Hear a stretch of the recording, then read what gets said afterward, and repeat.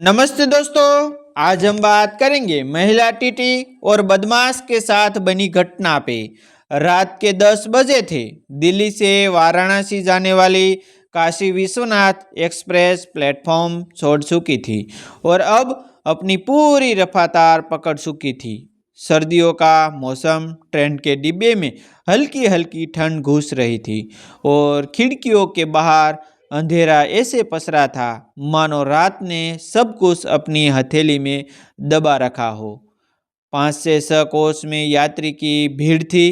कोई नींद में झूल रहा था, कोई मोबाइल में खोया था और कुछ लोग चाय के खाली कप हाथ में लिए दिन भर की थकान को कोसते हुए सीट पर पड़े थे।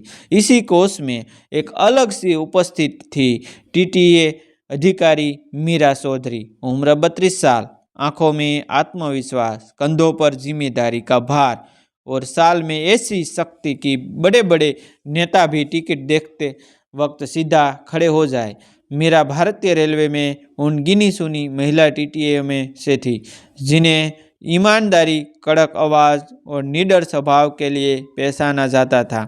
उसके पिता का नाम सरकारी रिकॉर्ड में सुरेश वर्मा था, एक सामान्य मध्यम वर्ग इंसान जिसने बेटी को बचपन से सिखाया था कि डर और ईमान में से हमेशा ईमानदारी सुनना। मीरा अपनी टिकट चेकिंग की ड्यूटी लगभग पूरी कर चुकी थी।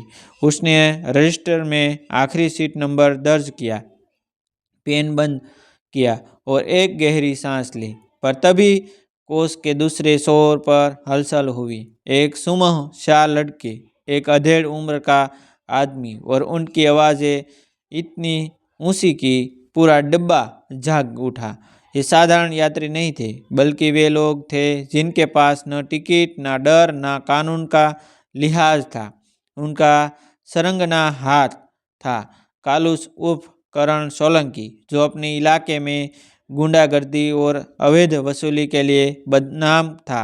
उसके साथी उसे भाई कहते थे और बाकी दुनिया बदमाश उसे दिन वे दिन बिना रिजर्वेशन के ट्रेन में घुस आए थे।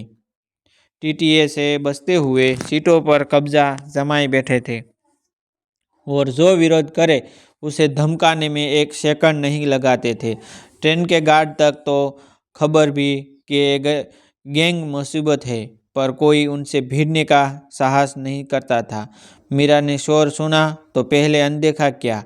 रोजमर्रा का सफ़र है, लोग बातें करते हैं, लेकिन तभी एक बूढ़ी महिला की कांपती आवाज़ आई, अरे बेटा, टिकट तो ले लो, जुर्माना भर दो, यहाँ और लोग भी हैं।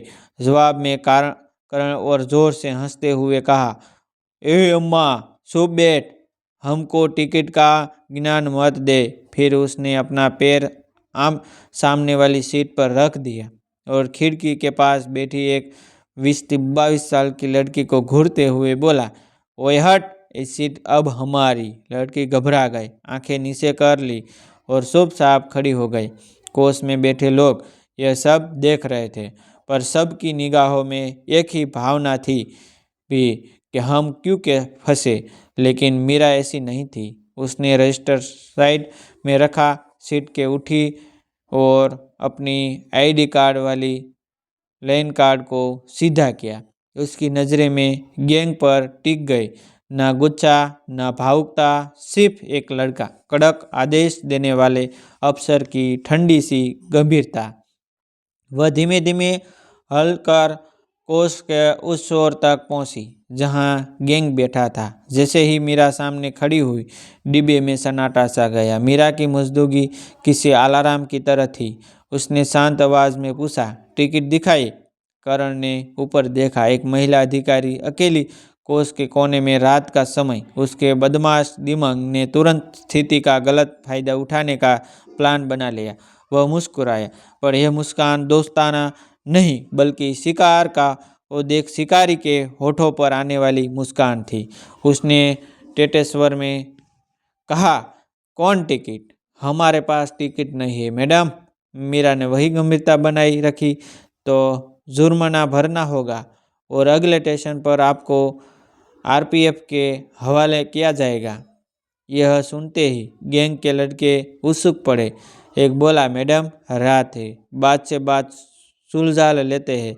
दूसरा हंसा, इतनी कड़क मत बनो मैडम वरना। और तीसरा धीरे से सीट से उठते हुए मीरा के और करीब आ गया। मीरा ने आंखें ऊपर उठाई और कहा, वरना क्या? यह सवाल सुनते ही पूरा डिब्बा ठिठक गया। मीरा की आवाज़ में सनोती थी, पर डर की एक बूंद भी नहीं। करण को यह बात नगवार गुजरी। वही थी भी खड़ा हो गया। 6 फीट का कद, भारी शरीर, गले में सोने जैसी चमक वाली मोटी चेन और बोलने का अंदाज ऐसा जैसे ट्रेन नहीं पूरा रेलवे उसकी बपोती हो। उसने कहा, मैडम सीट्स खाली करवाना और आरपीएफ बुलाना दूर की बात, तुम आज रात यहीं अपनी नौकरी भूल जाओगी। मीरा समझ चुकी थी कि बात अब टिकट से सुरक्षा तक पहुंच चुकी है। उसने आरपीएफ हेल्पलाइन पर कॉल मिलाने की कोशिश की, लेकिन तभी करण के साथी ने उसका हाथ पकड़ लिया। फ़ोन रख दो मैडम। मीरा ने झटके से हाथ छुड़ाया। डू नॉट टच मी, मैं ड्यूटी पर हूँ। लेकिन अब गैंग ने घेर लिया था। एक लड़का पीछे, एक सामने, 2 साइड में, और करण ठीक उसके चेहरे के सामने खड़ा था। उसकी सांस तक में शराब की गंध थी। मीरा के कोस के कोने की दीवार के करीब आ गई, पर पीछे हटना उसके शब्दकोश में नहीं था। करण ने उसे धमकाते हुए कहा, तुम अकेली हो, हम पूरे 5 हैं, क्या कर लोगी? मीरा ने धीरे से जवाब दिया, मैं अकेली नहीं, कानून मेरे साथ है। ये सुनकर करण हंसा। कानून? वो तो बाहर खड़ा है मैडम, यहाँ तो हम हैं। डिब्बे में बैठ लोग अब तक दृश्य को झगड़ा समझ रहे थे, लेकिन जैसे ही करण ने मीरा की आईडी छीनने की कोशिश की और उसे नौकरी छोड़ने के जैसी धमकी दी, एक एक कर यात्रियों की नींद उड़ गई। कुछ लोग डर गए, कुछ ने वीडियो बनाना शुरू कर दिया और कुछ सीट के पीछे छिप कर ये सोचने लगे कि कब यह मामला खत्म हो और वे अपने घर पहुँचे। मीरा ने आईडी वापस छीनते हुए कहा, यह सरकारी संपत्ति है, इसे छूने का अधिकार सिर्फ विभाग का है। लेकिन करण अब सीमा पार कर चुका था। उसने मीरा का रास्ता रोका दिया और बोला, मैडम तुम्हें पता है हमारे इलाके में पुलिस भी हमारे सामने सलाम ठोकती है। तुम तो फिर भी एक महिला टीटी हो। मीरा ने ठंडे स्वर में कहा, मैं आपके इलाके की पुलिस नहीं हूँ, मैं भारतीय रेलवे की अधिकारी हूँ। करण ने उसकी आंखों में आंखें डालकर कहा, अच्छा तो फिर भारतीय रेलवे तुम्हें आज बचाएगा? मीरा ने जवाब दिया, हाँ बचाएगा। तभी करण ने उसके कंधे को धक्का दिया। मीरा गिरते गिरते बची, लेकिन ये धक्का पूरे डिब्बे के स्वाभिमान पर भी लगा। सामने की सीट पर बैठे 3-4 यात्री अब भी चुप थे, लेकिन कोच के बीच की बर्थ पर लेटा एक व्यक्ति करवट बदल कर बैठ गया। इंस्पेक्टर राघव प्रताप, वो पुलिस या आरपीएफ नहीं बल्कि एक पूर्व सेना अधिकारी था, जो अब निजी सुरक्षा सलाहकार के रूप में काम कर रहा था। लोग उसे शांत, गंभीर और कम बोलने वाला इंसान समझते थे, लेकिन असल में वह शेर जैसा धैर्य रखने वाला, पर अन्याय के खिलाफ बिजली की तरह गिरने वाला आदमी था। राघव ने बिना सिलाए कहा, भाई टिकट नहीं है तो जुर्माना भर दो, महिला अधिकारी से बदतमीजी मत करो। करण ने उसे घूरा, तो बीच में मत बोल, नहीं तो। राघव ने उठते हुए कहा, नहीं तो क्या? ये दूसरा नहीं तो क्या था जो उसे रात डिब्बे में गूंजा? पहला मीरा ने कहा था, अब राघव ने कहा। फर्क सिर्फ इतना था कि करण अब समझ गया कि सनौती देने वाला इंसान बदल चुका है। राघव धीरे से नीचे उतरा, जूते पहने और एक एक कदम गैंग की ओर बढ़ने लगा। कोच में बैठे लोग सांस रोके देख रहे थे। कोई सोच रहा था कि अब असली तमाशा होगा, कोई दुआ कर रहा था कि झगड़ा न बढ़े, और कुछ लोग मन ही मन मीरा के साहस को सलाम दे रहे थे। राघव ने मीरा की ओर देखकर कहा कि मैडम, आप पीछे हट जाइए, ड्यूटी आप निभा रही है, सम्मान हम निभाएंगे। यह वाक्य सिर्फ मीरा के लिए नहीं बल्कि हर उस महिला अधिकारी के लिए था जिसने कभी अकेले खड़े होकर व्यथा को बसाने की कोशिश की हो। मीरा पीछे हट गई, लेकिन नज़रें सामने ही थी। वह अधिकारी थी, तमशबीन नहीं। राघव ने करण से कहा, आईडी वापस करो, सीट खाली करो और जर्म ना भरो। करण ने कहा, तू होता कौन है? राघव ने शांत आवाज में कहा, मैं कोई नहीं, लेकिन गलत के सामने झुकने वालों में से भी नहीं। तभी उसने करण का कॉलर पकड़ लिया, पर यह पकड़ क्रोध की नहीं बल्कि अनुशासन की थी। एक सेकंड में करण की हंसी गायब हो गई।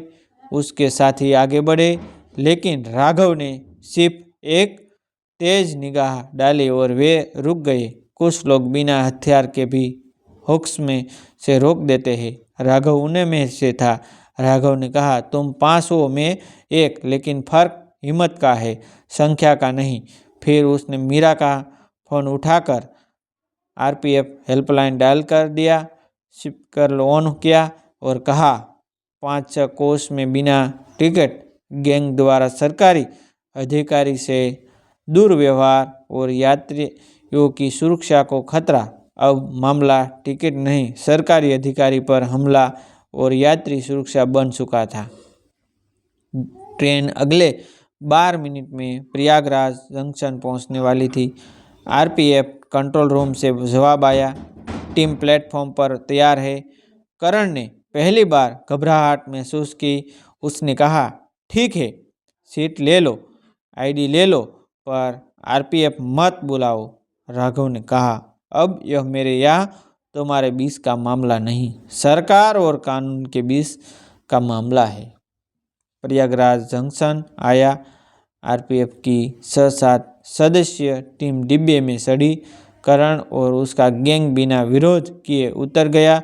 कुछ लड़ाइयों मारी नहीं जाती, सिर्फ खड़ी की जाती है। मीरा ने आरपीएफ को बयान दिया कि यात्रियों ने राहत की सांस ली और राघव वापस अपनी सीट पर आकर लेट गया, जैसे कुछ हुआ ही ना हो।